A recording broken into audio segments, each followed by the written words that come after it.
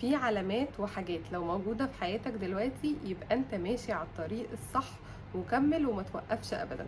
طب ايه هي الحاجات اللي انت لما تكون موجودة في حياتك تعرف ان انت ماشي صح مش ماشي غلط، او على الاقل تصبرك ان انت ما تقفش وتكمل لحد ما يجيلك حاجة توريك او توضح لك الرؤية ان انت عملت الحاجة الصح، وان انت هتاخد النتيجة اللي انت كنت مستنيها. اول حاجة ودي انا بقولها لنفسي قبل ما بقولها لكم، وهي ان انت لو عندك شغلانة بتصحى كل يوم بتقدر ان انت تلبس وتروح لها، بتقدر ان انت تتعب فيها، بتقدر ان انت تديها حاجات وتديك حاجات، وبتاخد على الاقل منها ماديا، الماديا ده يقدر ان هو يعيشك ويأكلك، ولو انت مسؤول من الناس ان انت تقدر تصرف عليهم، يبقى احمد ربنا.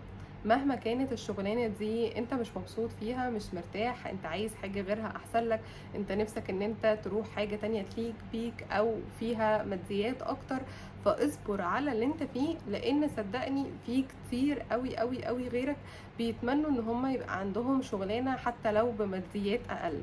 فاحمد ربنا على وجود ان انت اصلا تقدر ان انت تنزل شغل كل يوم، واصبر واتعب واسعى ان انت تطور من نفسك، بس في نفس الوقت تبقى راضي على اللي انت فيه ده دلوقتي. تاني حاجة، لو انت عندك وقت في يومك حتى لو 10 دقايق بس بتقدر ان انت تعمل فيه حاجة تبسطك، وعلى فكرة مش حاجة تبسطك شرط ان انت تبقى قاعد بتضحك ومبسوط، لا خالص.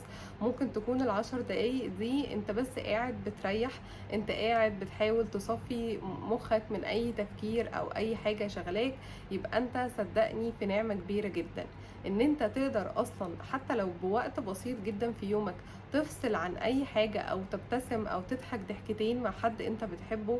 دي نعمة كبيرة جدا، ودي على فكرة وانت مش واخد بالك هي اللي بتصبرك على بقية ايامك او بقية الضيقة اللي ممكن تكون بتحس بيها في حياتك. تالت حاجة ودي انا شخصيا يعني اتقالت لي من حد عزيز عليا جدا، وفعلا هي صح جدا. لو انت اصلا ما عندكش قلق وخوف من ان انت كل يوم يا ترى هجيب اكلي منين، يا ترى هجيب شربي منين، يا ترى انا هنام النهارده فين، يا ترى انا هصحى بكره هاكل الاطفال او الناس المسؤوله مني منين، يبقى احمد ربنا.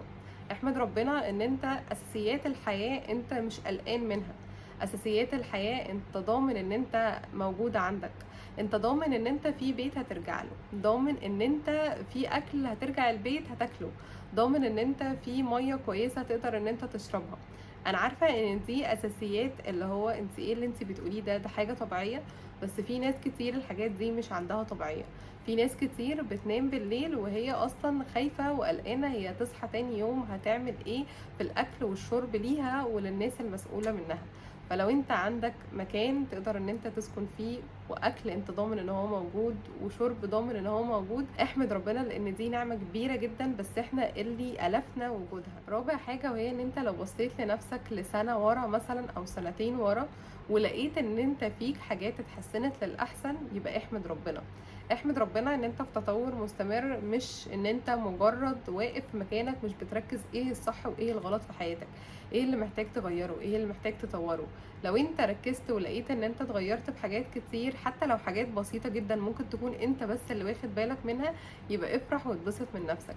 ولو انت بصيت لورا ولقيت ان انت نفس الشخص الموجود من سنة وسنتين، لا يبقى انت محتاج تقعد مع نفسك وتعيد اولوياتك من اول وجديد، وتشوف ايه الحاجات اللي انت محتاج تحسنها. خامس حاجة وهي اهم واخر حاجة، وهي ان انت لو عندك ناس حواليك بيحبوك حتى لو شخص واحد بس، سواء من اهلك من صحابك ايا كان، شخص بيهتم فعلا بيك، شخص بيبقى خايف عليك من قلبه، شخص همه انت وهمه انت تبقى عايش حياتك ازاي، همه ان انت يشوفك مبسوط، يشوف ضحكتك، يبقى في ظهرك دايما، يقف جنبك. صدقني دي نعمة كبيرة جدا. انا اللي بيشوفني وبيتابعني هيبقى عارف قد ايه انا بالنسبة لي العلاقات دي حاجة مهمة جدا، وهي ما تقلش أهمية عن أي حاجة تانية في حياتنا، لأن هي ببساطة اللي بتدينا البوش أو بتدينا الدفعة اللي احنا نقدر نكمل في حياتنا. فلو انت عندك حتى لو شخص واحد، شخص واحد بس في حياتك انت متأكد انه خايف عليك وبيحبك وعايز لك الخير، فدي نعمة كبيرة قوي، وحافظ عليه وما تفرطش فيه أبدا. كلمتي الأخيرة كالعادة اللي أنا عايزة أقولها لك، وهي إن إحنا بجد حوالينا نعم كتيرة جدا إحنا ما بنبقاش واخدين بالنا إن هي موجودة أصلا. النعم دي إحنا من كتر ما هي موجودة إحنا ألفنا وجودها، ما بقيناش حاسين أصلًا إن هي نِعَم، لأ دي هي الطبيعي أصلًا تكون في حياتنا. ركّز كده وشوف إيه الحاجات اللي في يومك، في حياتك، سواء في علاقاتك موجودة، هتلاقي إن في نِعَم كتيرة جدًا، جدًا، جدًا أنت مش حاسس إن هي موجودة. فدايمًا ركّز على الحاجات الحلوة، ركّز على النِعَم. وعلى فكرة النِعَم بتتلخص مش في إن أنت عندك حاجات ماديات بس، لأ خالص. النعم دي ممكن تكون ان انت قلبك صافي، ان انت قلبك لسه نظيف في عز مثلا ما الناس قلوبها ما بقتش نظيفة زي زمان، ان انت لسه فيك بتتمنى الخير للي قدامك في عز ما ان تلاقي اصلا حد بيتمنى الخير للي قدامه، دي حاجة قليلة جدا. وحاجات كتيرة قوي دي نعم، بس احنا ما بنبقاش واخدين بالنا او ما بنبقاش فاهمين ان هي نعم. ان انت حواليك حد بيحبك بيتمنى لك فعلا الخير من قلبه من غير اصلا ما يكون عايز منك اي مصلحة خالص، فدي برضو نعمة.